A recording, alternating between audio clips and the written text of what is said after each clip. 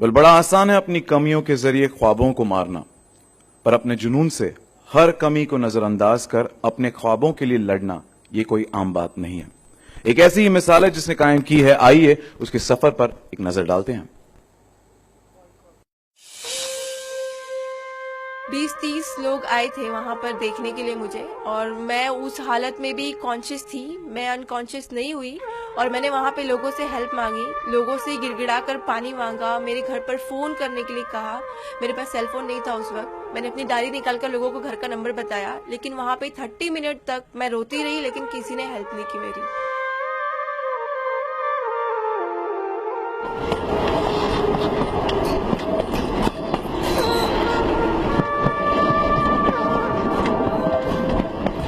और जब मैंने अपनी आंखें खोली तो मेरे आंखों के सिर्फ 5 सेंटीमीटर के ऊपर से ट्रेन के पहिए जा रहे थे, और मुझे ये लगा कि मैं ख्वाब देख रही हूँ और मेरे ऊपर से कोई बहुत भारी चीज़ जा रही है। लेकिन जब पूरी ट्रेन गुजर गई मेरे ऊपर से, पूरे 12 डब्बे मेरे ऊपर से चले गए और ट्रेन किसी ने रोका नहीं। और उसके बाद मुझे रियलाइज़ हुआ कि मैं सीरियसली ट्रेन से गिर चुकी हूँ। और उस वक्त सडन तभी मुझे उसी वक्त पता चल गया था कि मेरा एक पैर कट गया है और राइट पैर हबाव नहीं मेरा कट गया है, और लेफ्ट पैर के बारे में मुझे नहीं पता था क्योंकि मैं उसी पैर पर बैठी हुई थी।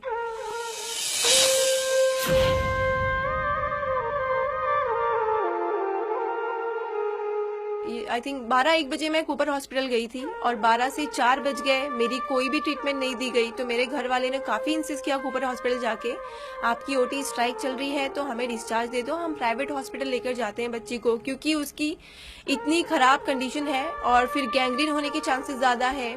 लेकिन उन्होंने सुना नहीं, क्योंकि उनकी डिमांड थी कि उन्हें वही ब्लड बॉटल चाहिए, वही कंपनी की चाहिए जो उन्होंने मुझे लगाई थी।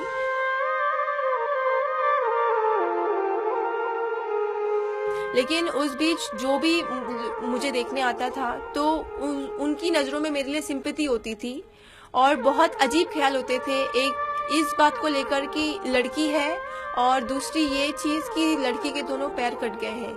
तो वो लोग बहुत अजीब वर्ड्स यूज़ करते थे मेरे लिए कि बेचारी की ज़िंदगी ख़राब हो गई है, फ्यूचर कुछ नहीं है, शादी नहीं होगी, ज़िंदगी भर माँ बाप के घर पर पड़ी रहेगी, बेड पर पड़ी रहेगी। तो वो सब बातें मेरे कानों में जाके मुझे इतना डिप्रेस कर देती थी, मैं इतनी इमोशनली डिस्टर्ब हो जाती थी वो सब बातें सुनकर। और मैंने खुद ये बना लिया था कि सीरियसली अब मेरे दोनों पैर कट गए हैं 17 साल की उम्र में, तो मैं सीरियसली लाइफ में कुछ नहीं कर पाऊंगी। तो मेडिकल में एडमिशन के लिए क्राइटेरियाज होते हैं। पहले हमें काउंसलिंग होती है सारे फिजिकल हैंडीकेप स्टूडेंट की। मेरी भी काउंसलिंग हुई जेजे हॉस्पिटल में, तो वहाँ पे सारे फिजिकल हैंडीकेप बच्चों के साथ मेरी काउंसलिंग हुई। और वहाँ पर डॉक्टर्स होते हैं एग्जामिनेशन करने के लिए, और वो एग्जामिनेशन के थ्रू हमें क्राइटेरिया देते हैं परसेंटेज के हिसाब से, डिसेबिलिटी परसेंटेज बोलते हैं उसे। तो मेरा डिसेबिलिटी परसेंटेज उन्होंने डिसाइड किया 86%, और क्राइटेरिया है मेडिकल में एडमिशन लेने के लिए 40 to 70%, मिनिमम 40 एंड मैक्सिमम 70। तो मेरा 70 से ज़्यादा था, तो मुझे उसी वक्त उन्होंने मना कर दिया शाम में कि आप एलिजिबल नहीं हो मेडिकल एडमिशन के लिए। मैं हाई कोर्ट गई, हाई कोर्ट में मुझे वीपी पाटिल सर मिले। एडवोकेट वीपी पाटिल सर ने मेरा पूरा केस हैंडल किया, और वहाँ पे जज मोहित शाह एंड गोडबुले सर ने वो मुझे पूरा ऑब्जर्व किया उन्होंने, और मेरी वापस से री रखवाई। री में भी मुझे डॉक्टर्स का पैनल आया, मुझे एग्जामिन किया उन्होंने, और उस एग्जामिनेशन में भी मुझे सिर्फ मेरे 3% कम हुए, 86 से मुझे 83% दिया उन्होंने। तो उन्होंने मुझे बताया कि आपके जैसे 2-3 स्टूडेंट को हमने अप्रूव किया, लेकिन मेडिकल लाइफ इतनी हेक्टिक होती है, इतनी स्टडी हार्ड होती है उनकी। फर्स्ट तो 50% क्राइटेरिया होता है पास होने का, और हेक्टिकनेस बहुत होता है, तो आप नहीं कर पाओगे। सब कुछ नोटिस करने के बाद उन्होंने फाइनली अगस्त 2011 में मुझे ऑर्डर दे दिया कि आपको मेडिकल में एडमिशन मिलना चाहिए, और वहाँ से मुझे मेडिकल में एडमिशन मिला सेठ जीएस मेडिकल कॉलेज के एम हॉस्पिटल में।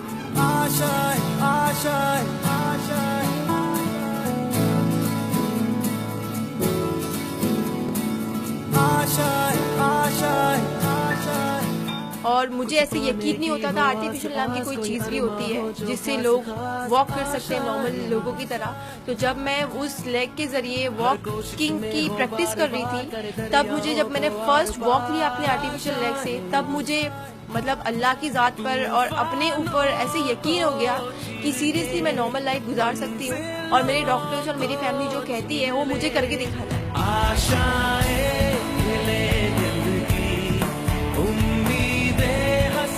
मुझे सिर्फ MBBS करके स्टॉप नहीं होना है, मुझे लोगों को ये भी दिखाना है कि एक 88% डिसेबिलिटी के साथ एक लड़की आगे भी जा सकती है विदाउट एनी फाइनेंशियल बैकग्राउंड और विदाउट एनी मेडिकल बैकग्राउंड।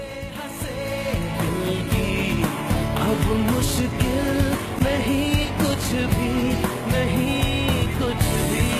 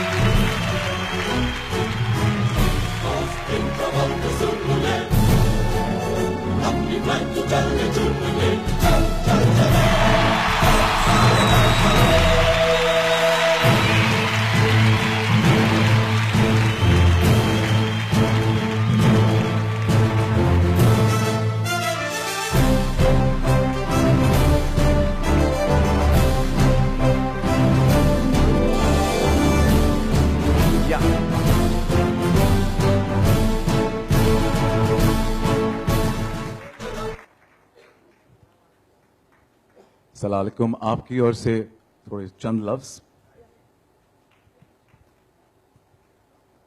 सबसे पहले मैं बहुत ज़्यादा शुक्रगुजार हूँ अल्लाह रब्बुल इज़्ज़त की कि उसने मुझे इस मकाम पर आज खड़ा किया है, और मैं बहुत ज़्यादा शुक्रगुजार हूँ अनिल मुरारका सर की, और तमाम लोगों को करेज कर रहे हैं, बहुत बड़ा काम कर रहे हैं, और अल्लाह इनकी ऐसी मदद करे। आई एम वेरी हैप्पी कि मैं कर रही हूँ, और रियली मैं जो मुझे अवार्ड मिला है मैं इसे डेडिकेट करना चाहूँगी मेरे मॉम और डैड को, जिनकी सपोर्ट की वजह से मैं कुछ भी नहीं हूँ। Thank you so much. जोरदार तालियां for doctor Roshan Jahan Shaikh. Thank you so much Roshan. एक बड़ा सलाम माता पिता को भी। माइक लेने से पहले रोशन ने कहा कि अगर मैं बोलना शुरू करूंगी तो मैं बंद नहीं करूंगी सकती।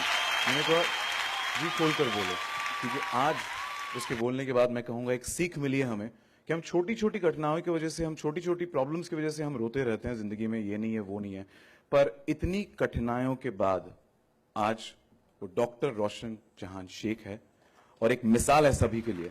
कंग्रेचुलेशंस।